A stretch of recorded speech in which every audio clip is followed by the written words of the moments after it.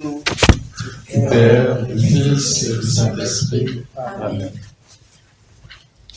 nous te remercions, Dieu notre Père, de nous avoir réunis ici. C'est ce que nous faisons sur le dimanche, on s'est réunis pour méditer de ta parole. Nous sommes ici aujourd'hui, mais elles ne sont pas complètes. Si elles ne sont pas encore arrivées, Dieu, conduis-les à ton Saint-Esprit pour qu'elles arrivent. Parce que la parole est vérité, la parole est vérité. Oh mon Dieu, mets notre cœur et ce que nous écoutons cette parole et que nous la pratiquons. Oh mon Dieu, débarrasse tout esprit pour qu'on fasse paternellement dans ce lieu. C'est toi qui vas prendre la paternité de cette assemblée, surtout dans cette lecture, dans cette parole. Merci mon Dieu, parce que le seul à qui nous confions. Merci, merci, merci. Amen. Amen. On va s'asseoir et on va écouter les lectures.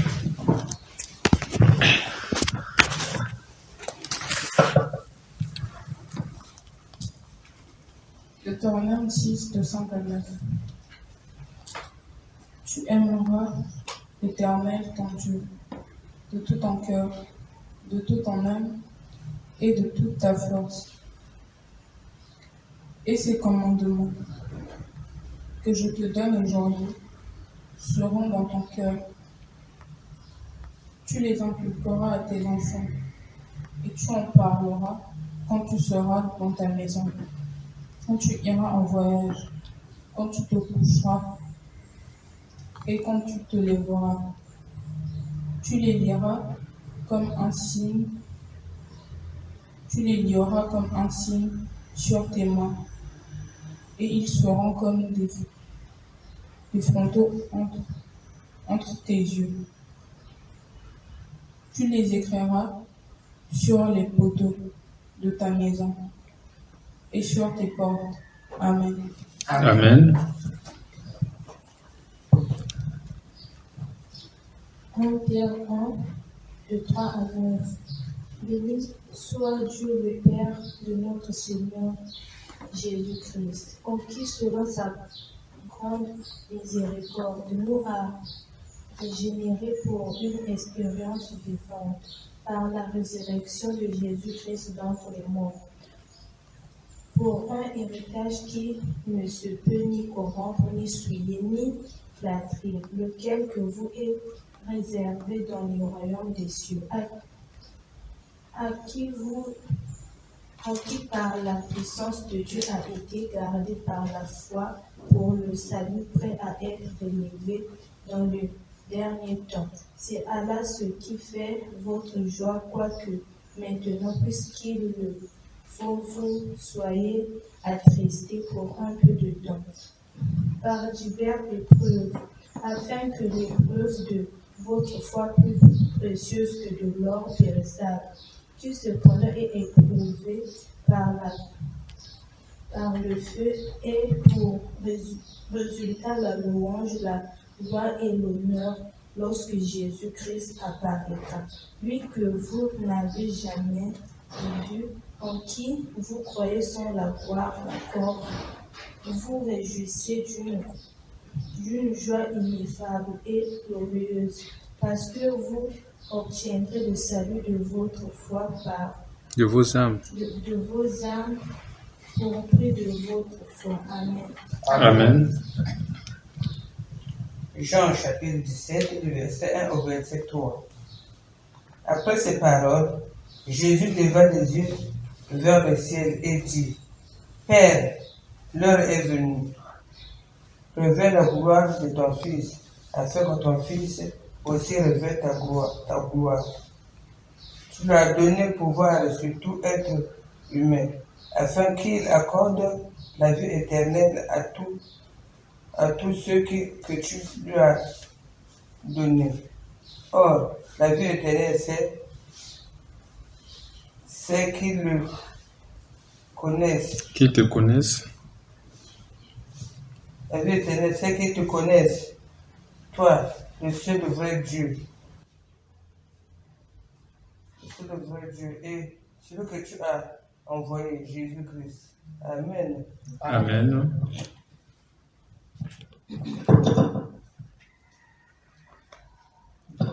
Romains 13 du verset 7 au verset 14. Rendez à tout ce qui leur est dû l'impôt, à qui vous devez l'impôt, le tribut à qui vous devez le tribut, la crainte à qui vous devez la crainte, l'honneur à qui vous devez l'honneur. Ne devez rien à personne si ce n'est de vous aimer les uns les autres, car celui qui aime les autres a accompli la loi. En effet, les commandements, tu ne commettras point d'adultère, tu ne tueras point, tu ne déroberas point, tu ne convoiteras point, et ce qui peut encore y avoir se résume dans cette parole. Tu aimeras ton prochain comme toi-même. L'amour ne fait point de mal au prochain. L'amour est donc l'accomplissement de la loi. Cela importe d'autant plus que vous savez en quel temps nous sommes. C'est l'heure de vous réveiller enfin du sommeil, car maintenant le salut est plus près de nous que lorsque nous avons cru. La nuit est avancée, le jour approche. Dépouillons-nous donc des œuvres des ténèbres et revêtons-nous des armes de la parole, de la lumière. Marchons honnêtement comme en plein jour, loin des excès et de l'ivrognerie, de la luxure et de l'impudicité, des querelles et des jalousies. Mais revêtez-vous du Seigneur Jésus-Christ et n'ayez pas soin de la chair pour en satisfaire les convoitises. Amen. Amen.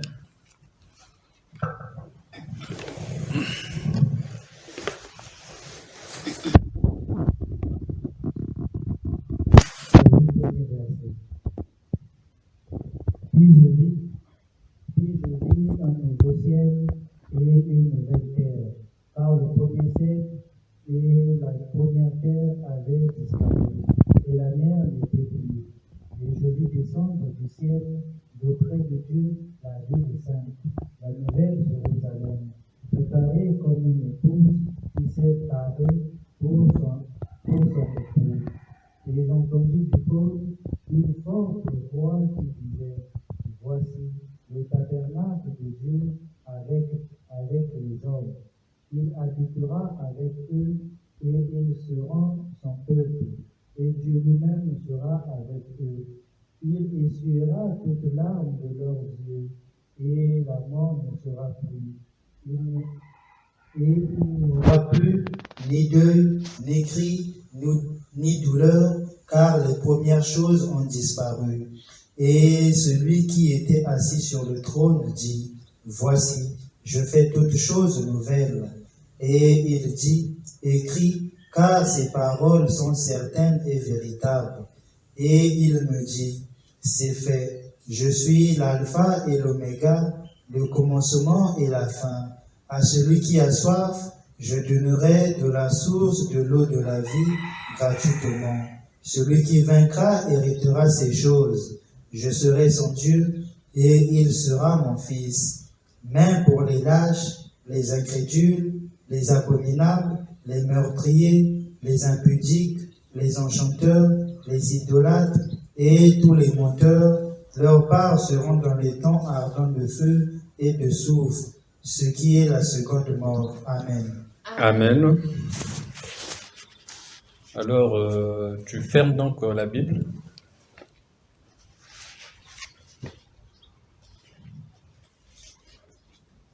Voilà, au nom donc du Seigneur Jésus-Christ, qui est la parole vivante de Dieu, la parole éternelle de Dieu, tu vas donc ouvrir la Bible pour le message de ce dimanche.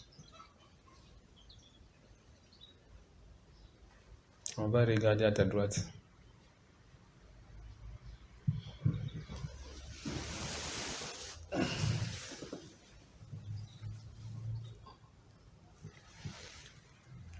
Nous sommes dans Ésaïe.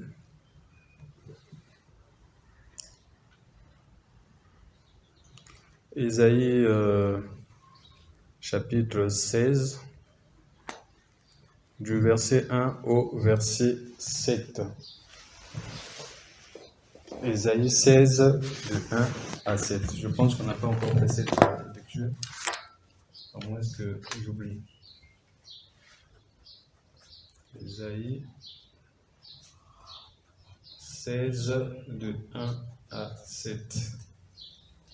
On peut vérifier rapidement les lectures passées. Ici, nous avons eu Isaïe 16.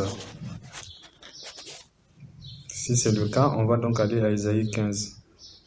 On va chercher dans Isaïe 16.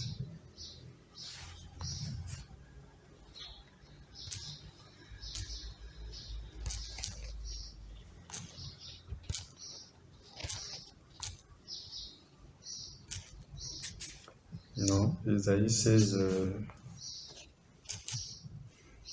pas encore. Il y a eu Isaïe 2, Isaïe 65, Isaïe 8, Isaïe 28, Isaïe 45, Isaïe 66, Isaïe 19, deux fois Isaïe 66. Donc Isaïe 16, pas encore. Donc nous retenons donc cette lecture. Gensly, tu fais donc la lecture d'Ésaïe 16 du verset 1 au verset 7. Ésaïe chapitre 16, du verset 1 au verset 7. Envoyez les agneaux aux souverains du pays, envoyez-les de Séla par le désert à la montagne de la fille de Sion. Tel un oiseau fugitif, telle une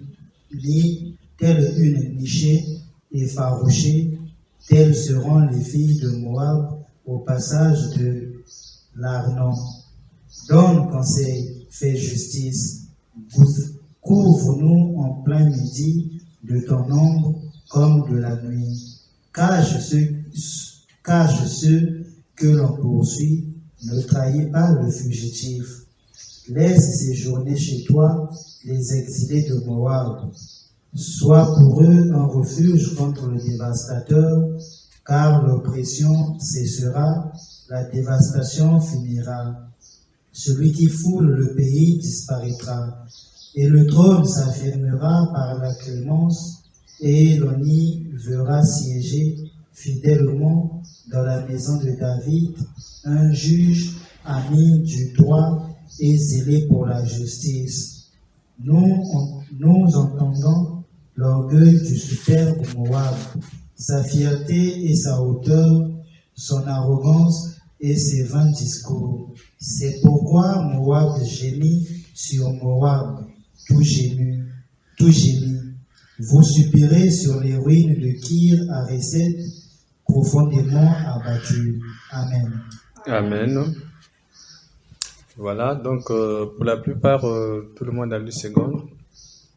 On va donc aller au rappel du dimanche dernier et on va rentrer dans le message de ce jour. Donc, juste pour remarquer, j'ai remarqué que la lecture elle est vraiment jolie. Ça ressemble un peu à la situation du Coran en ce moment. Voilà. Surtout au niveau du verset 5 jusqu'au verset 7. C'est ce que Dieu nous donne aujourd'hui, c'est ce qu'on va écouter, on va étudier. Donc, tu fais le rappel dimanche dernier.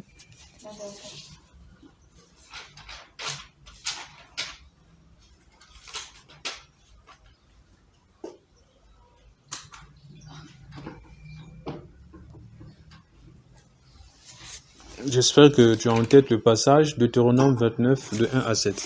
C'est à moi. C'est le dimanche passé, oui. Oui, Deutéronome 29 de 1 à 7, j'avais noté. Deutéronome 29, c'est pas 27, c'était 29. 29. 29 de 1 à 7.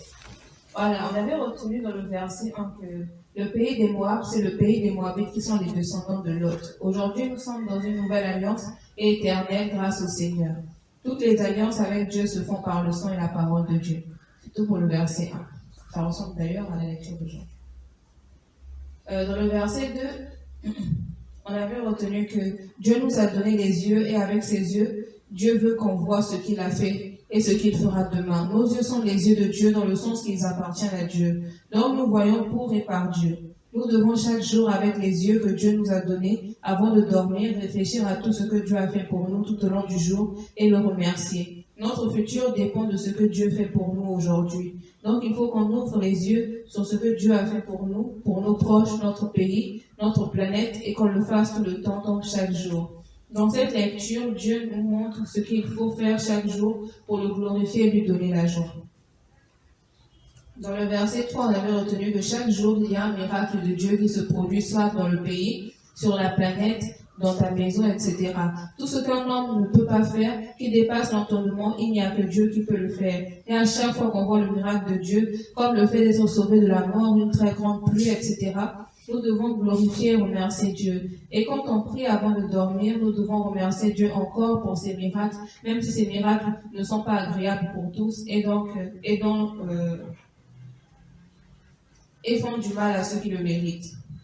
Et dans le verset 4, on avait retenu que Dieu peut tout faire. C'est Dieu qui lève le soleil et la lune, qui rend riche, qui rend pauvre, intelligent, qui guérit et surtout qui sauve. Donc si les choses ne vont pas bien, il ne faut pas aller chercher les problèmes aux autres. Mais plutôt il faut se racheter auprès de Dieu, car sa parole nous dit qu'aucun malheur n'arrive sans que l'Éternel en soit l'auteur. La compréhension aussi vient de Dieu. Donc si nous ne comprenons pas une situation ou autre, il faut qu'on aille demander à Dieu. Et quand tu demandes bien à Dieu, Dieu t'exaucera, car il a dit, demandez et l'on vous donnera. Si nous ne voyons pas et n'entendons pas physiquement et spirituellement, il faut emmener cette affaire vers Dieu et lui demander de nous donner les yeux et les oreilles spirituelles et physiques. On peut recevoir, voir, comprendre à moitié,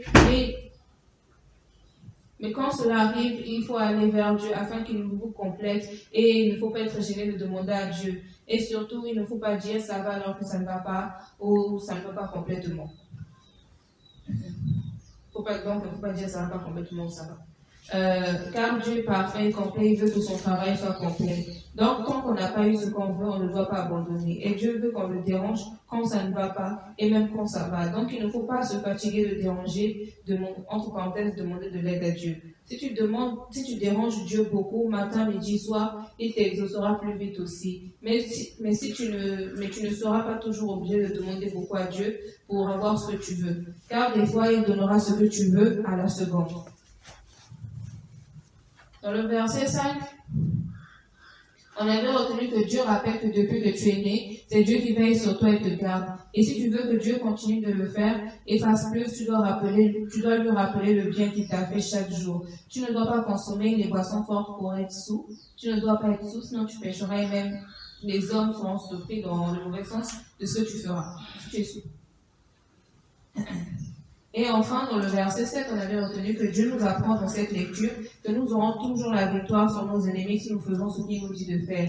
Nous aurons la victoire parce que nous marchons avec Dieu. Donc la vie est un combat et nous avons beaucoup de problèmes, de situations, mais Dieu nous dit que nous avons la victoire, qu'il nous a déjà donné la victoire. Donc chaque jour avant de dormir, nous devons dire que Dieu nous a donné la victoire et lui rappeler le bien qu'il nous a fait. Mais nous pouvons aussi le faire dans la journée si nous voyons une situation qui nous pousse à le faire. Et comme lecture d'accompagnement, on avait retenu dans le verset 1, Matthieu 26, du verset 26 au verset 28 que Agathe avait lu. Là, on parle de l'alliance avec le Seigneur. Dans le verset 2, on avait retenu Exode 7, de 1 à 7 que j'avais lu, de 8 à 15 que Agathe avait lu, de 16 à 22 que Magdalene avait lu et de 23 à 29 que Agathe avait lu. Dans le verset 3, on avait retenu Ésaïe 45, de 6 à 7, que Agathe avait lu. Et dans le verset 4, on a retenu Marc 8, de 23 à 25, que j'avais lu, où on dit que le Seigneur conduit l'aveugle hors du village et le guérit. On parle de cela. Et toujours dans le même verset, il y avait Luc 28, de 2 à 8, que Agathe avait lu, où on parle du juge et de l'aveugle. C'est bon. Ok, c'est bien pour rappeler. Ce qui veut dire que nous rentrons dans le message de ce dimanche. Donc, Gensley, tu aurais dit le premier verset.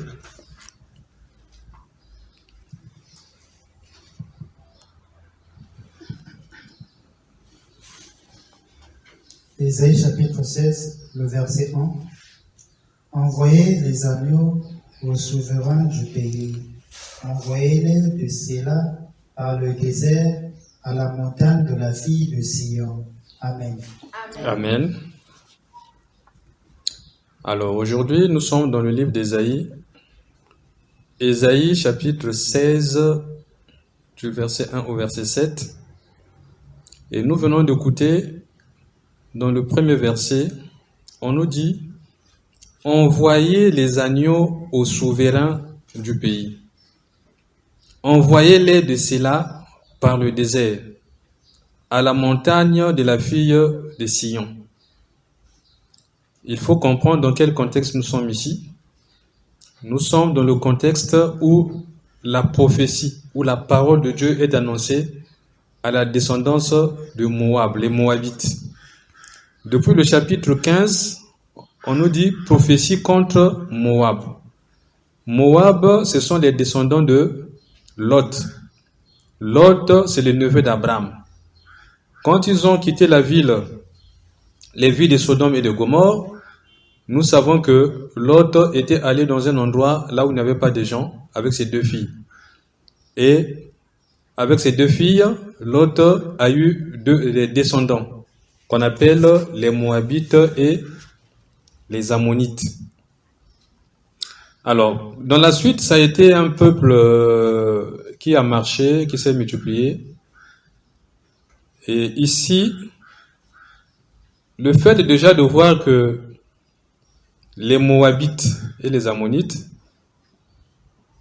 étaient venus au monde par ce qu'on appelle l'inceste. L'inceste, c'est-à-dire que les filles de Lot ont fait boire à leur père la vigne, le vin rouge, et dans cet état, ils ont eu des descendants. Donc cette façon de faire a conduit à la création d'un peuple ou des peuples qu'on appelle les Moabites et les Ammonites.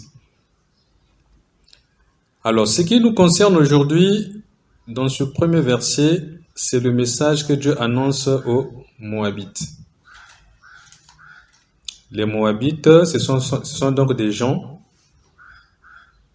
Aujourd'hui, si on peut les caractériser, il s'agit en quelque sorte de ce qu'on peut appeler par nos ennemis. Alors, les Moabites ont fait la guerre donc au peuple d'Israël, les enfants de Dieu. Ils se sont opposés. Les descendants de Lot, qui est neveu d'Abraham, se sont opposés avec les descendants d'Abraham. Il y a eu des guerres, il y a eu beaucoup de morts, il y a eu beaucoup de destruction. Et jusqu'à ce que la parole de Dieu soit annoncée contre Moab, c'est-à-dire contre l'ennemi des enfants de Dieu. Donc cette parole de ce jour est adressée contre nos ennemis. Nos ennemis, c'est lesquels? Mais ce sont ceux qui nous combattent physiquement et spirituellement. Ceux qui se sont rangés en groupe ou bien en rang pour nous envoyer des démons, pour nous envoyer des maladies, pour nous envoyer des envoûtements, pour essayer de nous bloquer, pour nous chercher querelle, pour nous chercher des problèmes. Tous ceux qui nous combattent à distance ou de loin, ce sont des gens qui sont contre nous. Et aujourd'hui, Dieu a un message en ce qui leur concerne. Il s'agit de nos ennemis. Et nous avons déjà eu dans le passé ce genre de message, là où Dieu était en train de parler à nos ennemis, notamment à nous. Il nous disait que quand vous priez, voici ce que vous pouvez demander contre vos ennemis. Je ne sais pas si quelqu'un se souvient. Je me souviens. Oui, Maria. Dieu avait dit comme ça qu'on peut lui demander d'examiner nos ennemis, qu'il peut les comment on dit ça? On peut lui demander de les envoyer le malheur et tout ça là. Bon, je ne suis pas sûre qu'on était arrivé jusqu'à la mort, mais beaucoup de malheur. On peut prier pour que Dieu punisse nos ennemis en clair. Ouais. Donc dans le passé, nous avons entendu, Dieu nous avait montré qu'est-ce que nous pouvons demander dans la prière contre ceux qui nous combattent, c'est-à-dire contre nos ennemis. Il avait même dit que quand vous priez, vous pouvez demander la guerre entre vos ennemis. Vos ennemis peuvent s'opposer entre eux. Ils peuvent se mener la guerre. Et là, ce jour-là aussi, nous avons entendu que nous pouvons aussi prier pour que Dieu mette nos ennemis sous le contrôle d'un chef qui n'a pas pitié. C'est-à-dire que nos ennemis peuvent être commandés, dirigés par un chef qui n'aura pas de pardon sur eux, qui n'aura pas d'égard et de pitié sur eux, qui va les maltraiter durement. Nous avons également entendu ce jour-là que nous pouvons demander vengeance, que Dieu se venge de nos ennemis. Et aujourd'hui, Dieu a constaté que nous sommes beaucoup combattus, que nous avons beaucoup de gens de part et d'autre qui se cachent, d'autres qui sont visibles, qui nous menacent et menacent les intérêts de Dieu. Parce que nous représentons les intérêts de Dieu. Puisque nous appartenons au Seigneur, nous sommes donc ce qu'on appelle la part de Dieu. nous sommes l'intérêt de Dieu. Nous appartenons au Seigneur. Mais puisque nous sommes la part de Dieu, puisque nous appartenons au Seigneur, puisque nous sommes sa maison, 1 Corinthiens chapitre 6 verset 19, il a dit, notre corps est le temple du Saint-Esprit. Le Saint-Esprit, c'est l'Esprit de Dieu, c'est Dieu. Donc nous sommes la maison de Dieu. Et nous sommes combattus, et nous avons des problèmes, nous avons des difficultés, nous avons beaucoup de situations. Donc Dieu a regardé que nous sommes en train de souffrir. Il a vu, il a entendu nos cris, il a écouté, il est proche. Et il a vu que les gens qui sont contre nous nous causent beaucoup de problèmes, nous causent beaucoup de difficultés, nous menacent beaucoup, nous mettent en danger, retardent nos bénédictions, retardent tout ce que Dieu nous a donné. Essaie de bloquer à gauche et essaie de bloquer à droite. Ces gens nous mènent dans des situations difficiles. C'est pourquoi Dieu, qui a dit que nous sommes sa maison, il nous donne un message, comme il a déjà donné un certain jour ici. Je rappelais cela, que quand vous priez, vous pouvez prier contre vos ennemis. C'est une prière que Dieu exauce, c'est une prière que Dieu écoute. Puisqu'il a dit, à lui la vengeance, à lui la rétribution. Alors, donc, dans ce premier verset, on nous dit, envoyez les agneaux aux souverains du pays. Envoyez-les de cela par le désert, à la montagne de la fille de Sion. Il s'agit qu'on va envoyer les choses à qui? À la montagne de la fille de Sion. La fille de Sion, ici, il s'agit du peuple de Dieu. La fille de Sion, Sion c'est Jérusalem, Sion c'est la montagne de Dieu. Donc Sion, c'est nous aujourd'hui qui mettons notre foi et notre confiance dans le Seigneur, nous qui sommes le temple du Saint-Esprit, le temple de Dieu. Donc Sion c'est nous. Et l'ordre de Dieu est que les agneaux, on doit envoyer les agneaux aux souverains du pays. On doit les envoyer de cela par le désert, à la montagne de la fille de Sion. C'est-à-dire que l'ennemi doit restituer ce qu'il a pris depuis le début. On avait pris l'étoile de quelqu'un, la chance de quelqu'un, la lumière de quelqu'un, le travail de quelqu'un, le voyage de quelqu'un, l'argent de quelqu'un, les affaires de quelqu'un, les activités de quelqu'un, les enfants de quelqu'un, le mariage de quelqu'un, la chance de quelqu'un. On avait pris ça, l'ennemi avait volé. Et celui qui devrait bénéficier de cette bénédiction n'a pas bénéficié de cette bénédiction. Et le verset premier nous dit que ces choses sont finies. Donc, si on était bloqué parce que l'ennemi avait bloqué, si on était malade parce que l'ennemi avait frappé, si on avait perdu parce que l'ennemi avait pris ce qui est à nous, si, tous les si qui ont eu pour conséquence notre souffrance, nos regrets, notre exclusion, notre retard, notre échec, tous ces si qui ont causé des malheurs à notre vie, le Seigneur nous dit que cela est terminé, cela est fini. C'est le message de ce jour, c'est le message du premier verset ici. Et nous avons étudié dans le livre de Job la souffrance de Job. Job représente un chrétien aujourd'hui. Job représente un fils ou une fille de Dieu. Et nous avons vu comment il a souffert. Il a souffert, Job. Mais nous avons aussi entendu que Satan a été utilisé comme la chicotte de Dieu. Dans quel but? Dans le but de frapper Job. Nos ennemis également sont utilisés comme chicotte pour nous frapper. Mais Dieu dit qu'à la fin, quand il a utilisé quelqu'un pour frapper un enfant de Dieu, ça ne va pas se terminer là, cette affaire. Ce qui va arriver, la suite, c'est quoi? C'est que Dieu va punir, il va frapper la chicotte.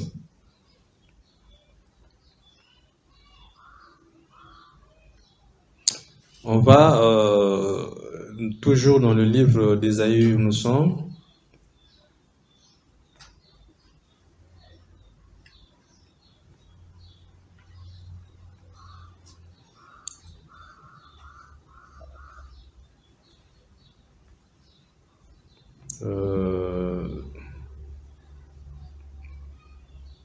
La chicote de Dieu, bien sûr.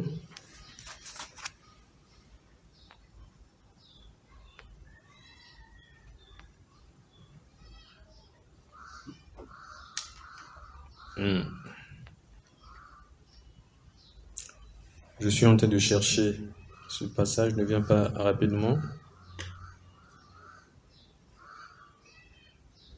Donc, chicote de Dieu.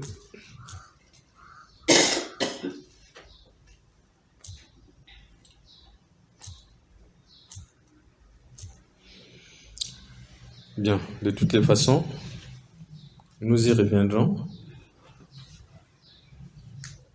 pour voir ce que Dieu dit en ce qui concerne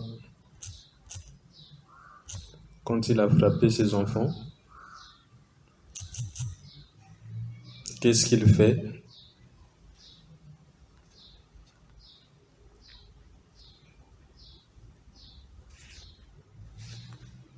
Donc en revenant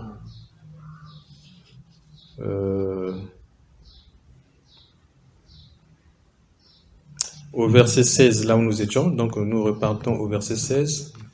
Quand j'aurai ce verset en vue, nous y reviendrons. Le verset 16, plutôt le chapitre 16 au verset 1er ici. Quelle lecture?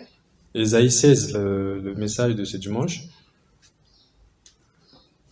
Envoyez les agneaux au souverain du pays, envoyez-les de Séla par le désert à la montagne de la fille de Sion.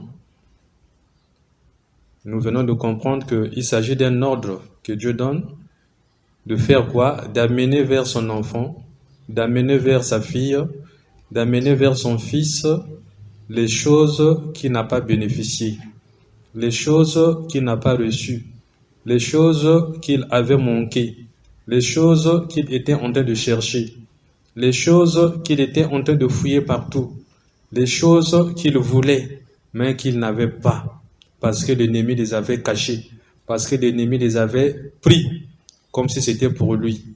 Maintenant, l'ordre contraire a donc été donné par le Seigneur en disant que ramenez à l'enfant de Dieu, ramenez à la fille de Dieu ce que vous l'avez pris, ce que vous l'avez volé, car vous avez volé ce qui appartient aux enfants de Dieu. Dieu leur a donné, vous avez volé, car le diable c'est un voleur.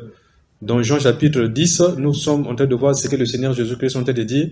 Le diable ne vient que pour voler, détruire et égorger. Donc il vient comme voleur. Mais qu'est-ce qu'il va voler? Il va voler ce qui appartient aux enfants de Dieu.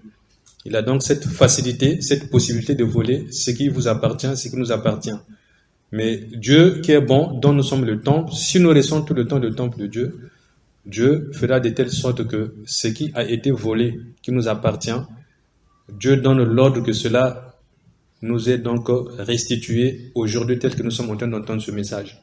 Que ce que nous avons perdu, nous l'avons en retour. Dieu a donné l'ordre que cela arrête, cela s'arrête. Le diable doit rendre ce qu'il a pris. Et dans notre prière, quand nous allons prier dans le sens de nos bénédictions, dans le sens des choses que Dieu nous a données, c'est une prière que Dieu va exaucer, c'est une prière que Dieu va écouter, parce qu'il a commencé. Nous étions en train d'attendre qu'il commence, qu'il dise quelque chose. Il est le commencement de toute chose. S'il commence à dire un mot, une phrase dans ce sens-là, nous aussi, lorsque nous allons prier dans ce sens, nous allons marcher, nous allons réussir, parce que lui, il a ouvert la porte. S'il ouvre la porte, nous, on peut maintenant passer, on peut maintenant aller de l'avant. Et c'est ce qu'il est en train de faire ici, dans le premier verset. Donc, ce qu'on retient, c'est tout simplement que les choses qu'on a perdues vont venir à nous, vont nous chercher. Et là où nous serons, c'est là où le bien aussi sera. Là où on sera, c'est là où le bien aussi sera dirigé. Donc les autres n'auront pas ce que nous allons avoir. Parce qu'il s'agit des choses que nous devrions avoir, mais que l'ennemi a volées. Et lorsque nous allons les avoir, les autres n'auront pas. Donc il s'agit des choses qui ne sont réservées que pour les enfants de Dieu, des choses qui ne sont réservées que pour les élus de Dieu, les fils et les filles de Dieu. C'est une bénédiction qui est ciblée, qui est bien canalisée. Donc c'est le message du verset 1 ici. On va donc aller au verset 2. Le verset 2.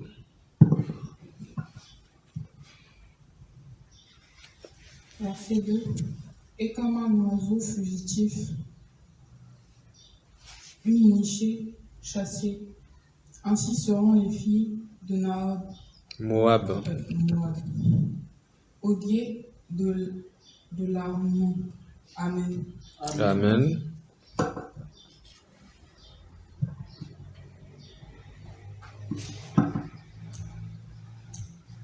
Alors, nous venons d'écouter le verset 2 que Magdala vient de lire. C'est la continuité du message du verset 1. Alors, nous venons d'entendre ce qu'elle vient de dire, elle vient de lire. Tel un oiseau fugitif, telle une nichée effarouchée, telles seront les filles de Moab au passage de l'Arnon. Donc ici, tel un oiseau fugitif. Un oiseau fugitif, c'est un oiseau qui fuit. C'est lorsque vous chassez un coq ou bien une poule. Vous voulez attraper un coq ou une poule pour le tuer ou pour la tuer. L'oiseau ou le coq va fuir parce que le coq va sentir que vous êtes en train de lui chercher la mort. Il va fuir. Et on nous dit que tel un oiseau qui fuit, tel que le coq qui fuit, tel que la poule qui fuit, tel une nichée effarouchée. Une nichée, c'est une niche. Une niche, c'est là où les oiseaux posent ses œufs. Effarouchés. Telles seront les filles de Moab. C'est-à-dire que les filles de Moab, c'est-à-dire les filles de nos ennemis, là dans ce groupe, ceux qui sont contre nous, il y a les filles, il y a des garçons, il y a des hommes, il y a des femmes. Ce message du verset 2 concerne les filles qui sont rangées du côté de nos ennemis, ou les femmes qui sont rangées du côté de nos ennemis. Ça concerne les filles, hein? Ce verset 2 est contre nos ennemis de sexe féminin. Parce que dans le groupe de ceux qui nous combattent, il y a aussi les femmes, il y a aussi les hommes. Mais Dieu fait la distinction de ce que les hommes vont souffrir et de ce que les femmes aussi vont souffrir, eux qui ont mené la guerre aux enfants de Dieu. Le verset 2 dit que tel un oiseau fugitif, telle une nichée effarouchée, telles seront les filles de Moab au passage de l'Arnon. Maria cherche dans le dictionnaire le mot effarouché ici. Tu n'as plus le dictionnaire. Ça ne doit jamais manquer dans le téléphone. Qui a un téléphone avec un dictionnaire? Gensley essaie de chercher le mot là pour que ça soit plus clair. Effarouché, E avec 2 F, A-R-O-U, le verbe effarouché. Dans ton dictionnaire, je ne sais pas s'ils ont utilisé ce mot, mais toi, tu écris ce mot dans le dictionnaire E, 2 F, A, R, plutôt, oui, R. Effarouché, première définition, épouvanter, effrayer et faire fuir. Au sens figuré ou familier, rendre une personne si peu traitable qu'elle s'éloigne de vous. Voilà. Oui. Subtiliser, voler.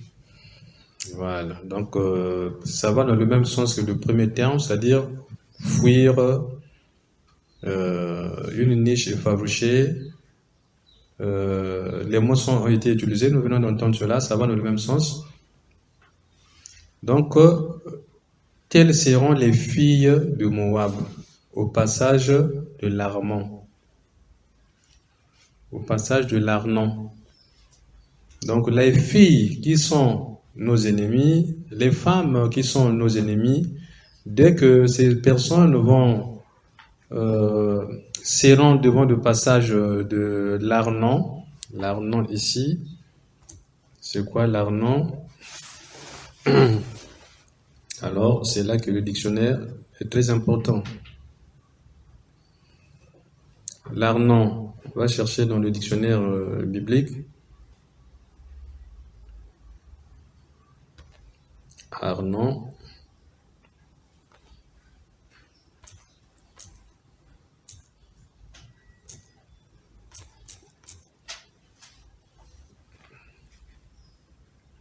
Alors, ici, dans le livre de Nombre 21-13, de là, il partit et il compare de l'autre côté de l'Arnon, qui court dans le désert, en sortant du territoire des Amoréens, car l'Arnon, c'est le livre dans le Nombre, à l'orient du pays de Moab, il compare au-delà de l'Arnon. Donc, l'Arnon, c'est une localité, c'est un lieu. Vaïeb en Tufa et les torrents de l'Arnon. Donc, l'Arnon revient ici. Israël le frappa du tranché de l'épée et s'empara de son pays depuis l'Arnon jusqu'au Jubab. Pays jusqu'à l'Arnon. Donc l'Arnon, c'est une localité, c'est un endroit. Il a dévoré Ar-Moab, les habitants de hauteur de l'Arnon.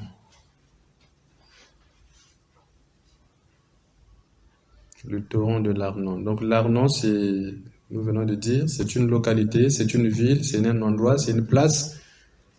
C'est le nom d'un village ou d'une ville.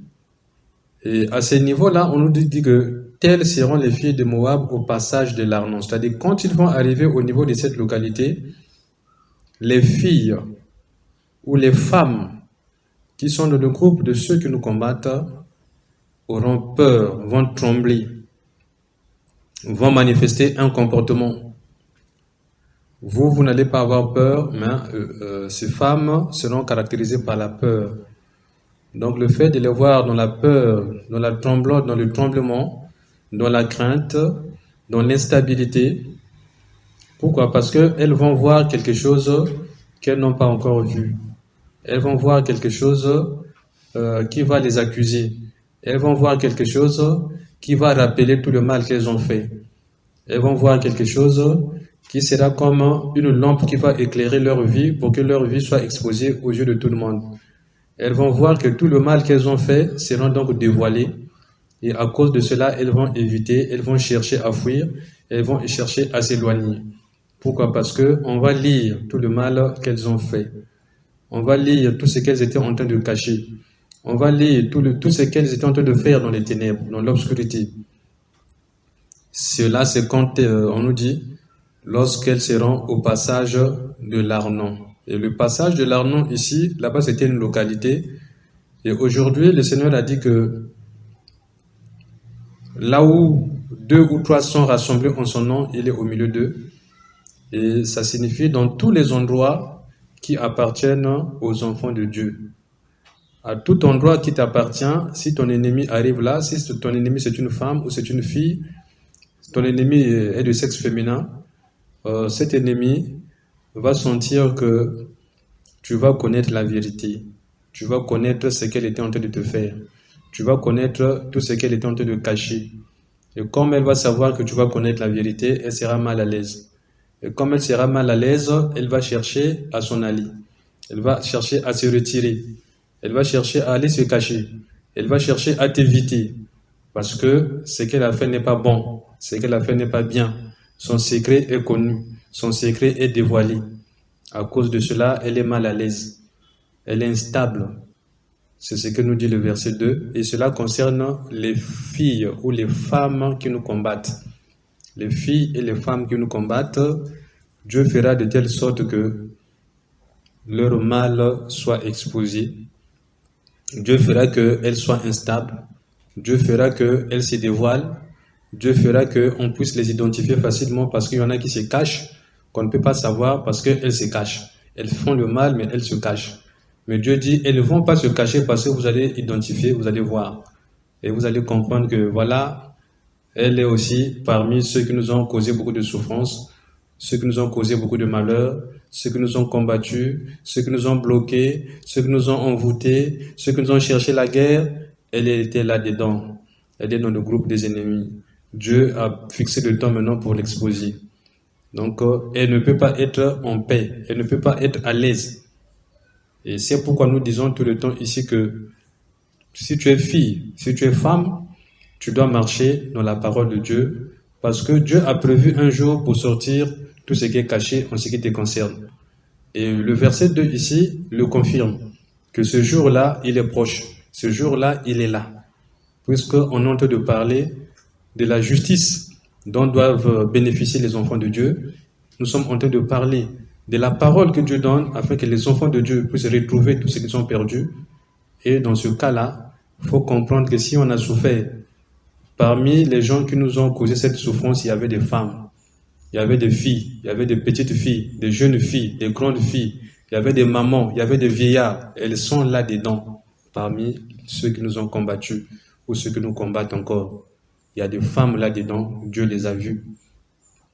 Alors, mais puisque nous n'avons pas tout le temps devant nos yeux tout ce que font ces femmes, ces filles, tous ces gens de sexe féminin, mais Dieu les connaît, Dieu les voit. C'est pourquoi, quand ces personnes vont passer à notre présence, quand ces personnes vont passer là où Dieu nous a donné les choses, quand ces personnes vont passer devant les biens que Dieu nous a donnés, ces gens-là vont se dévoiler, ces gens-là vont se manifester, ces gens-là vont se faire identifier par rapport au verset 2 ici. Donc, elles ne vont pas continuer à se cacher. Maintenant, si toi, tu sais que tu es une fille, tu es une femme, et que tu as fait du mal aux gens, et que tu fais du mal aux gens, il faut que tu arrêtes, parce que tu vas vivre ce que nous sommes en train d'entendre dans le verset 2 ici. Là. Ça concerne les filles, les femmes qui font le mal aux autres. Si tu fais le mal aux autres, sache-le que ton temps est proche, tu seras humilié, tu seras exposé, et tout ce que tu fais sera dévoilé.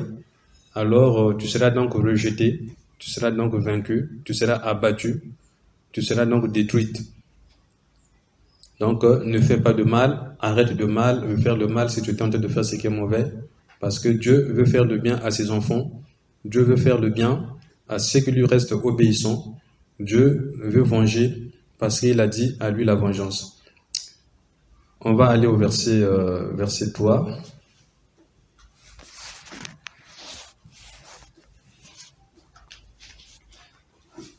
Verset 3. Donc, conseil et justice, couvre-nous en plein midi de ton ombre comme de la nuit. Cache ceux qui l'ont poursuivi. Ne trahis pas le juste. Ne trahis pas le fugitif. Amen. Amen. Donne conseil, fais justice.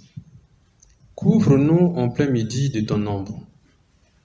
Comme de la nuit, cache ceux que l'on poursuit.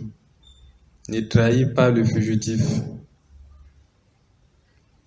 Alors, nous sommes en train d'entendre que dans nos conseils, tout le monde peut donner conseil. Tout le monde peut dire à l'autre, attention, fais ceci, fais cela, ou bien ne fais pas ça, ne fais pas ça. Tout le monde est capable de conseiller. Et ici, on dit, donne conseil. Donne conseil, continue de donner conseil. Sois conseiller, sois conseillère. Là où tu as la parole, que ta parole soit pour donner des conseils, pour instruire, pour amener sur le droit chemin, pour dire ce qui est bien, pour dire ce qui est bon, pour dire ce qui sauve. Donne conseil. Donne conseil à qui est dans le besoin.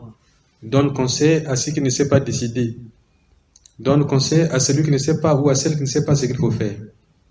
Donne conseil. Dis quelque chose de bien.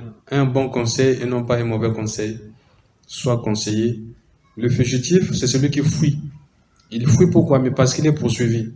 Et quand il arrive chez toi, on nous dit que donne conseil. Donne-lui des conseils. Le fugitif qui fuit devant toi a besoin que tu le protèges. A besoin que tu lui accordes un endroit pour se cacher, pour se mettre à l'abri. Parce qu'il est poursuivi, parce qu'elle est poursuivie. Elle est en danger, il est en danger. Et la parole du verset 3 dit que cache ceux que l'on poursuit. Ne trahis pas le fugitif. Ne trahis pas celui qui vient se cacher chez toi. Ne l'expose pas. Le fugitif ou la personne qui est poursuivie, la personne qui est en danger, la personne qui est recherchée, la personne qu'on court après, cette personne passe chez toi.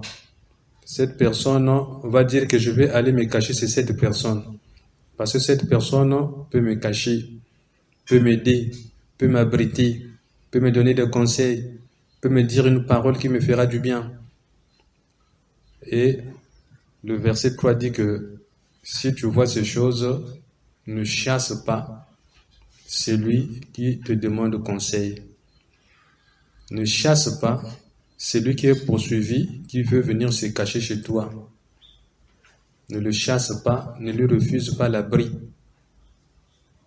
Ne l'expose pas parce qu'il est poursuivi. Si on l'attrape, on va le tuer ou on va la tuer. Ou on va le mettre ou la mettre en prison. Cette personne peut te dire des paroles, peut se confier à toi, parce qu'elle voit qu'en toi, elle peut se confier. En ce moment-là, il ne faut pas exposer cette personne qui se confie, cette personne qui cherche du secours, qui cherche de l'abri, qui cherche de la protection. Ne l'expose pas, ne la rejette pas. Et on nous dit que, toujours dans ce verset 3, « Couvre-nous en plein midi de ton ombre, comme de la nuit. Cache ceux que l'on poursuit, ne trahis pas le fugitif. » Cache ceux que l'on poursuit, ne trahis pas le fugitif. Alors ici, c'est un service qui est demandé, qu'il faut rendre service à celui ou à celle qui est dans le besoin. Toi, tu n'es pas poursuivi. Toi, tu n'es pas menacé. Mais si tu trouves quelqu'un qui est poursuivi, quelqu'un qui est menacé, essaie d'être une aide pour cette personne, parce que cette personne a été mise sur ton chemin. Parce que cette personne a été conseillée pour arriver à toi, pour arriver chez toi. Essaie de faire quelque chose pour cette personne.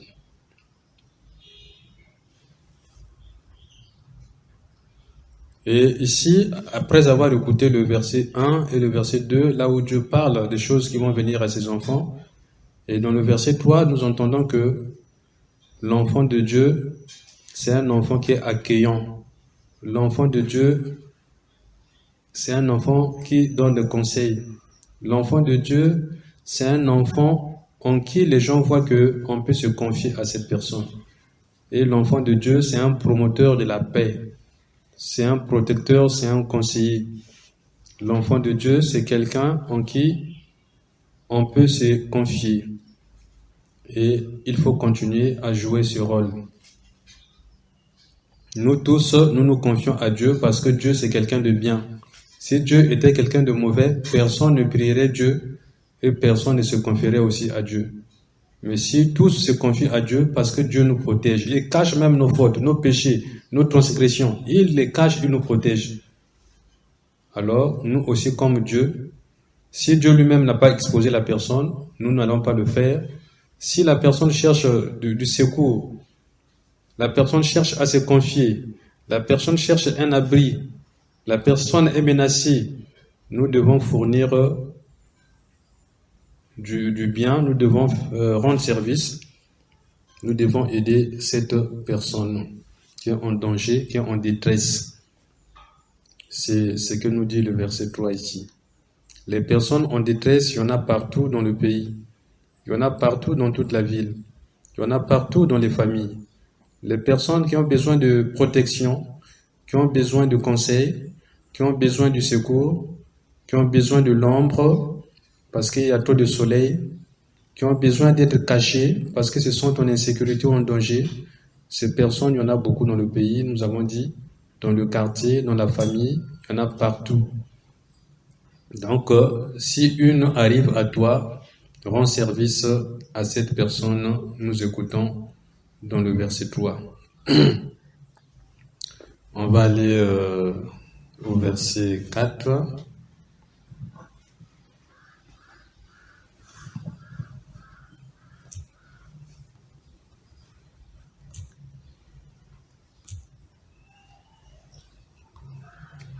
Laisse les exilés de Moab séjourner chez toi et abrite-les contre les dévastateurs. En effet, l'oppression cessera, la dévastation prendra fin. Celui qui tient le pays disparaîtra. Amen. Amen.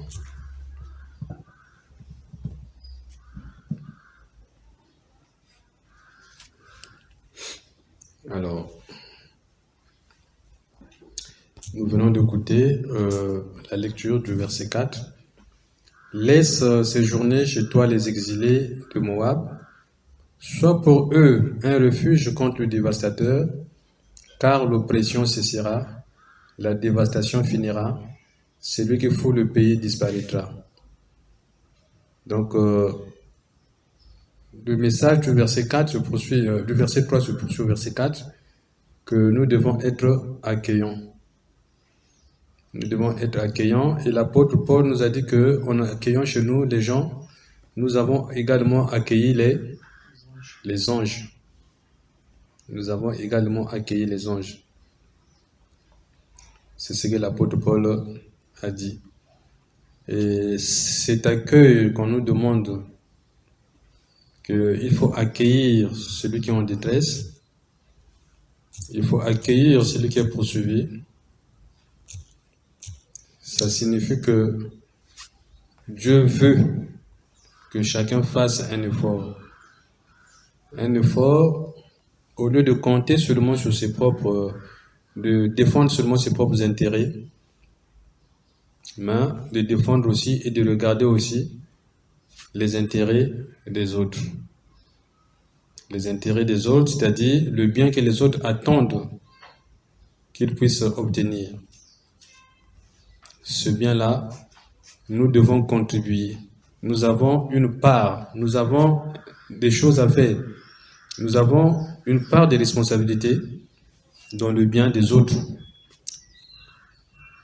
Nous avons une contribution pour que les autres soient heureux. Si nous, on ne fait pas cela, les autres ne seront pas heureux. Si nous ne faisons rien, les autres ne seront pas heureux. Donc nous avons une responsabilité en ce qui concerne le bien-être du prochain, le bien-être d'autrui.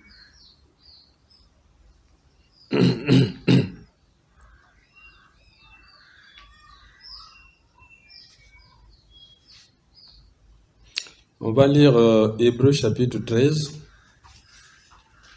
Hébreux chapitre 13, du verset 1 au verset 2. Hébreux chapitre 13, du verset 1 au verset 2. Voilà. Hébreux chapitre 13, du verset 1 au verset 2. Qui va lire? Moi,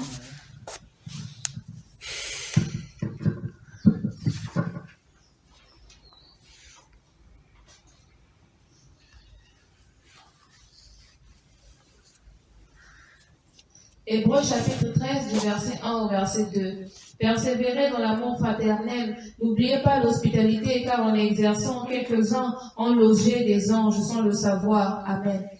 Amen. Persévérez dans l'amour fraternel, n'oubliez pas l'hospitalité, car en l'exerçant, quelques-uns ont logé des anges sans le savoir. Donc, il s'agit de savoir que lorsque nous avons reçu quelqu'un, nous avons accueilli quelqu'un, c'est un ange que nous avons accueilli. C'est un envoyé de Dieu que nous avons accueilli.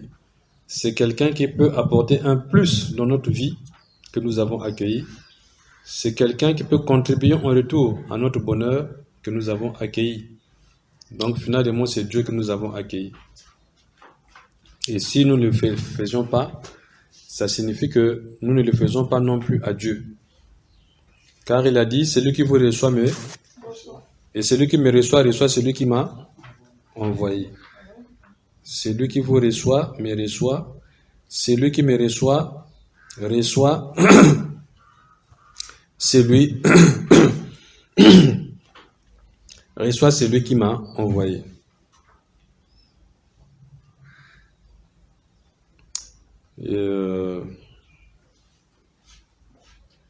Nous sommes dans, on va lire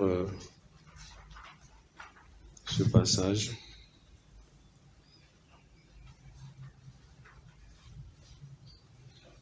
Alors, c'est mieux qu'on puisse voir ça dans Matthieu plutôt que dans Marc. Matthieu chapitre 10.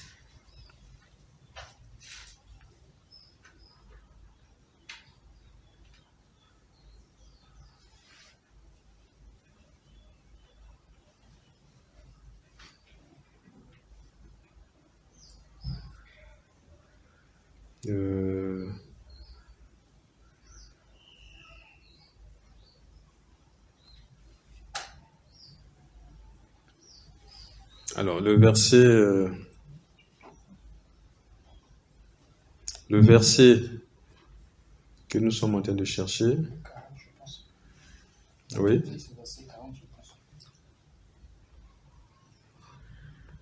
Voilà, c'est ça, c'est bien. Donc, on va lire Matthieu chapitre 10, verset 40.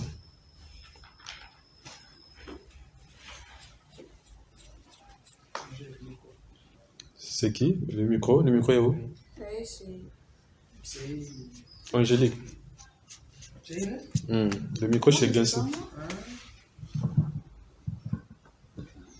Matthieu chapitre 10, le verset 40.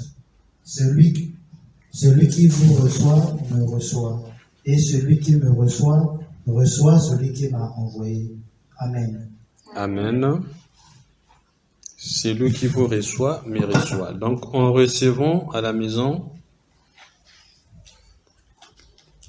les gens qui sont dans le besoin, c'est Dieu que nous avons reçu. Lorsqu'on va recevoir Dieu dans sa maison, généralement, on ne va pas savoir que c'est Dieu que j'ai reçu à la maison. Quand Dieu vient dans la maison d'une personne, généralement, cette personne ne le sait pas parce qu'il a dit « je viendrai comme un voleur ». Je viendrai sans avertir.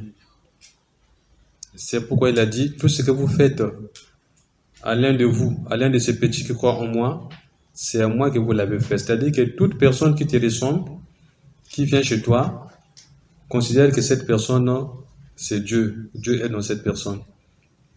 Donc fais le bien à cette personne, que tu connaisses ou que tu ne connaisses pas cette personne. Dieu prend cette forme pour te rendre visite. Et dans le livre de Genèse chapitre 18, Genèse chapitre 19, nous sommes en train de voir quelle est la forme que Dieu a pris quand il est allé voir Abraham. Dieu a pris la forme d'un homme. Un homme, et ils étaient trois, il y avait 2 anges, et lui il était là. Arrivé chez Abraham, Abraham a vu 2 hommes. Il était à la porte de sa maison, il a vu 2 hommes venir à distance. Il a couru devant ces 3 hommes. Et il est allé se mettre à genoux, il s'est prosterné. S'il s'est prosterné, c'est qu'il savait que ces 3 personnes que je vois là, ces 3 hommes que je vois là devant moi, là-dedans se trouve mon Créateur, se trouve Dieu. On ne se prosterne que devant Dieu, il s'est prosterné. Lui, il était fils de Dieu. Et nous savons que quand Dieu descend sur la terre, il atterrit chez ses fils et chez ses filles. C'est des études que nous avons déjà faites dans le passé. Donc, si tu es fils ou fille de Dieu, attends-toi à ce que tout le temps, Dieu arrive chez toi. Quand il arrive chez toi, alors, nous avons entendu, il peut maintenant apporter la solution. Il apporte la solution par sa présence à tous les problèmes qui sont dans la maison. Il apporte la solution par sa présence à tout ce qui était comme question ou quelque chose que je n'arrivais pas à faire. Quelque chose que tu n'arrivais pas à faire, en ce moment-là, avec sa présence, tout devient possible. Et nous allons revenir dans ce passage, dans ce verset.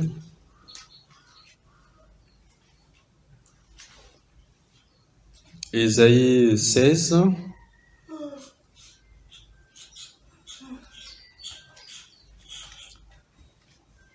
Alors, nous avons entendu la lecture du verset 3. Donne conseil, fais justice. Le verset 4, c'est ça? Nous sommes arrivés au verset 4. Laisse séjourner chez toi les exilés de Moab. Sois pour eux un refuge contre le dévastateur, car l'oppression cessera. La dévastation finira. Celui qui fout le pays disparaîtra. Et nous sommes au Congo. Nous savons qu'à l'heure même où Dieu est en train de donner ce message, nous n'avons pas le courant, nous n'avons pas l'eau, nous n'avons pas ceci, nous n'avons pas cela. Le pays est dévasté, le pays est détruit, le pays est dans la souffrance, le pays est dans la galère. Notre pays, le Congo, passe des moments difficiles. On est déjà dans le verset 5. Nous sommes dans le verset 4. Et là-dedans, on dit que la dévastation finira. Celui qui foule le pays disparaîtra. Si nous voyons le mal, ça veut dire qu'il y a des gens qui sont en train de faire le mal. Si nous voyons que ça ne va pas, ça veut dire qu'il y a des gens qui sont en train de faire que ça puisse ne pas aller. Il y a des gens qui sont en train d'œuvrer, de travailler pour que ça ne marche pas.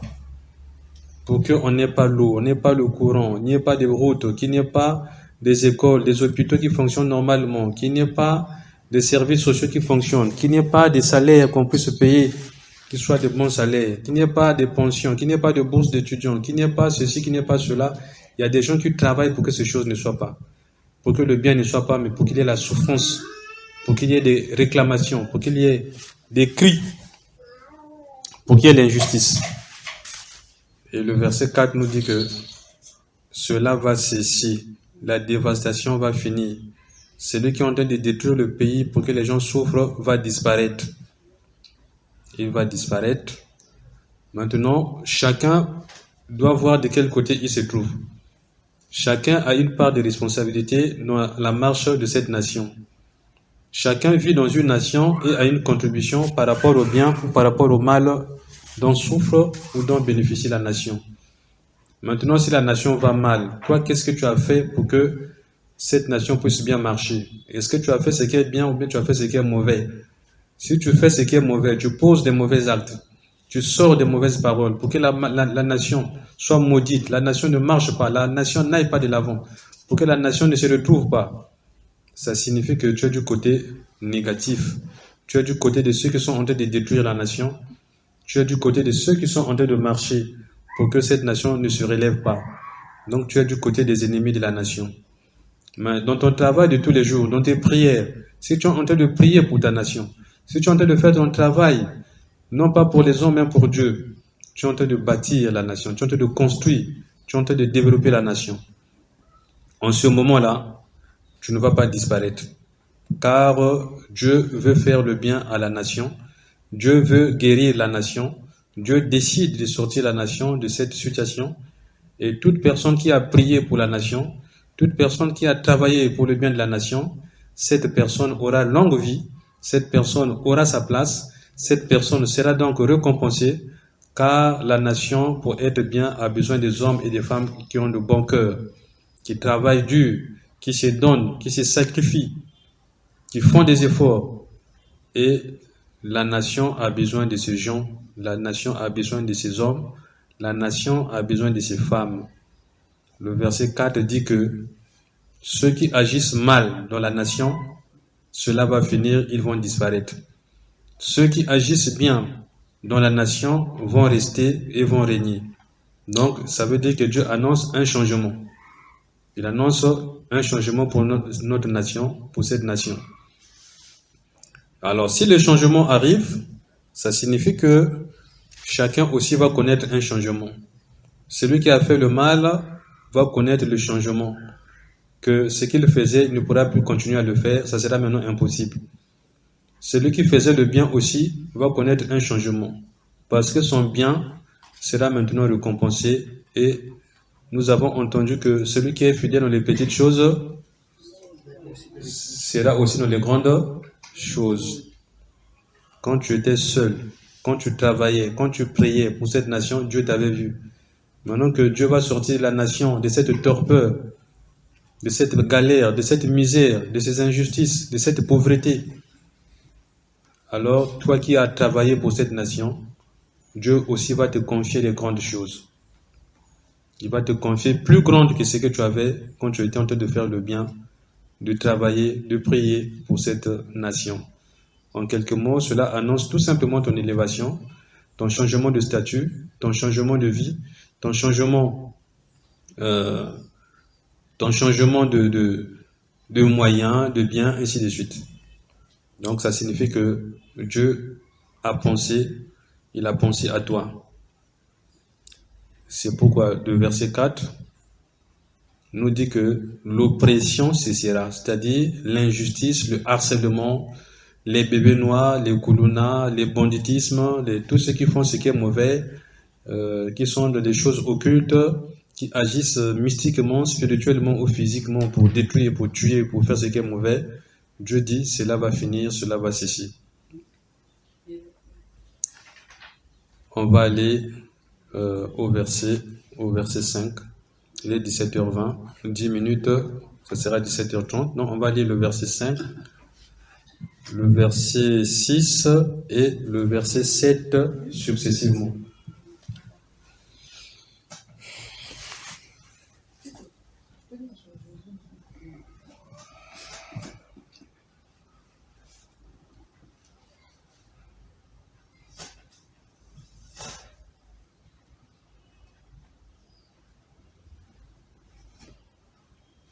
Le verset 5, et le trône s'affermira,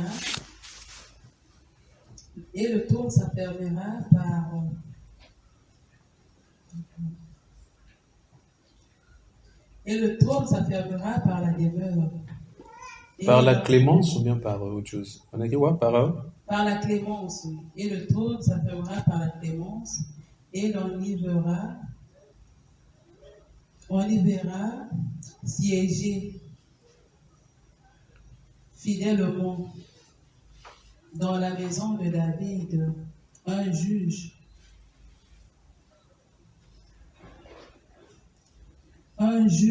ami du droit et zélé pour la justice. Amen. Amen. Verset 6. Verset 6. Nous entendons l'orgueil du superbe Moab, sa fierté, sa hauteur, son arrogance et ses vains discours. Amen. Amen. Verset 7. C'est pourquoi Moab gémit sur Moab, tout gémit. Vous soupirez sur les ruines de Kir Hareset, profondément abattues. Amen. Amen. Voilà, nous venons d'écouter les lectures successives du verset 5 au verset 7.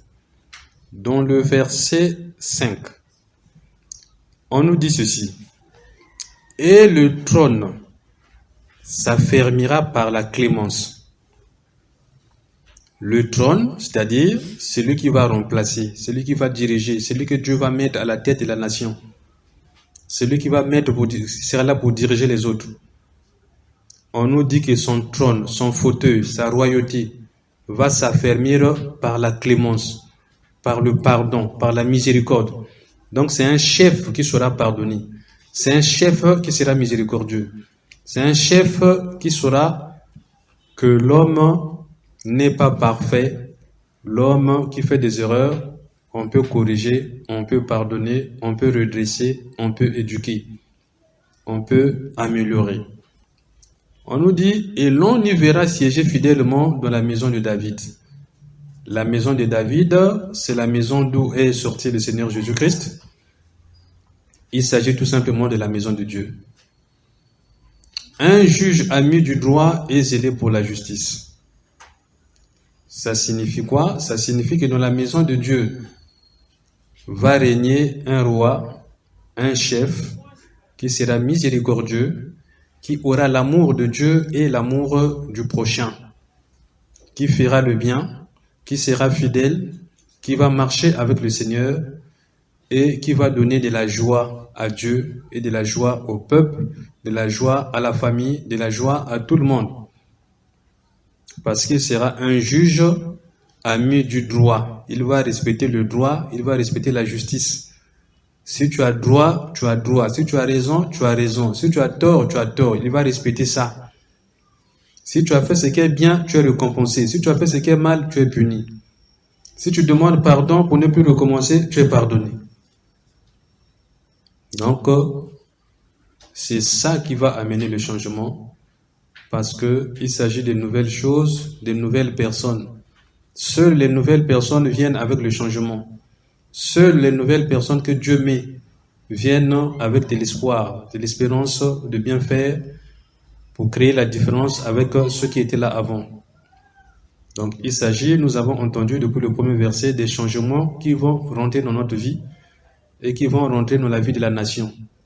Nous avons entendu, il a dit que priez pour votre nation, car votre sort dépend du sort de votre nation. Le sort de la population est lié au sort de la nation. Le sort de chaque chrétien est lié au sort de sa nation. Le sort de celui qui prie est lié au sort de la nation. Donc chacun ici est influencé par le sort de la nation. Tel que maintenant, cette nation n'a pas d'électricité, dans les maisons aussi il n'y a pas d'électricité. Si la nation a le courant, dans les maisons aussi les gens ont le courant. Donc le sort de la nation est lié au sort de la population. Et le verset 5 ici nous dit qu'il faut un bon chef pour que les choses puissent bien marcher. Et ce bon chef, c'est Dieu qui le donne. Ce bon chef, c'est Dieu qui l'a trouvé. Ce bon chef, Dieu lui donne un temps de régner. Le mauvais chef, c'est Dieu aussi qui l'a donné.